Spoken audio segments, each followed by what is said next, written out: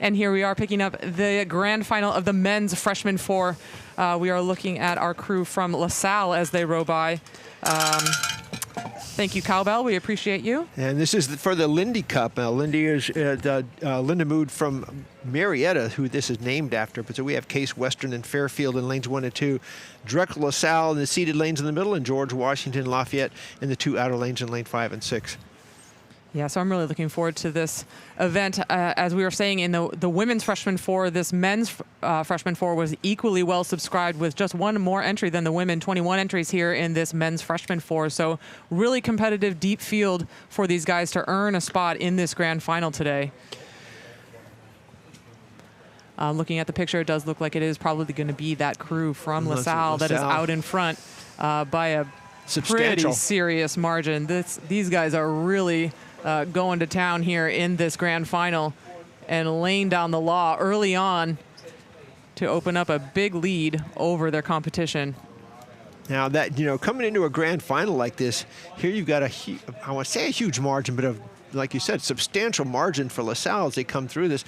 And yet everyone's gone through the heats, everyone's gone through the semifinals, and yet here you go. You've got multiple links here, a little over halfway, maybe 2/3 of the way through the course with LaSalle showing the way to that finish line.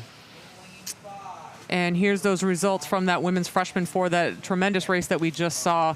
Lafayette with a clear margin of victory over Wisconsin, and Iona just getting the better of Rollins, edging them out of the medals for this year's Dad Vail Regatta.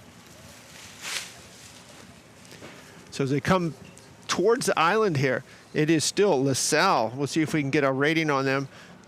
And LaSalle with that open water lead, extending that lead a little bit as they go along here, 34 strokes a minute. Comfortable rating for the lead they have. They're not having to press too terribly hard.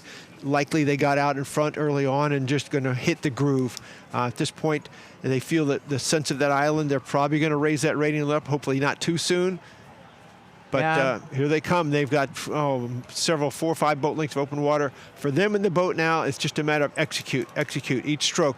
No mistakes. Just make this boat sing. Yeah, with these perfect conditions, it is theirs to lose at this point.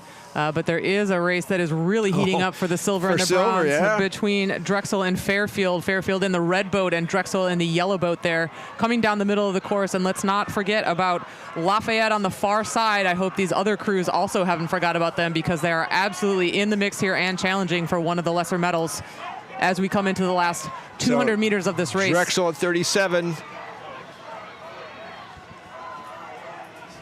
Yeah, lots of cheering for the Lafayette crew, as I think they are just about even with this Fairfield crew. Fairfield putting on an excellent sprint here. They are starting to move back on Drexel, increasing the overlap 1 seat at a time here with every single stroke. The Fairfield boat is moving. And with 10 strokes to go, actually Fairfield boat might be the fastest boat in the water as far as the silver medal is concerned, but I don't think the Drexel boat's going to let them in. Yeah, Drexel has absolutely responded to this Fairfield charge, and they are crushing this sprint. Drexel really pushing it to the line. They just length it out and just grab that water. And just Lafayette is still in it on the far side. Yep. It's going to be really hard for us to get the angle here from the commentary box. Wonderful, wonderful sprinting from these guys in the Fairfield, Drexel, and Lafayette boats. Again, we're going to have to wait for these results to pop up on the screen. But your winners are, of course, LaSalle with a clear open water victory in the men's freshman 4.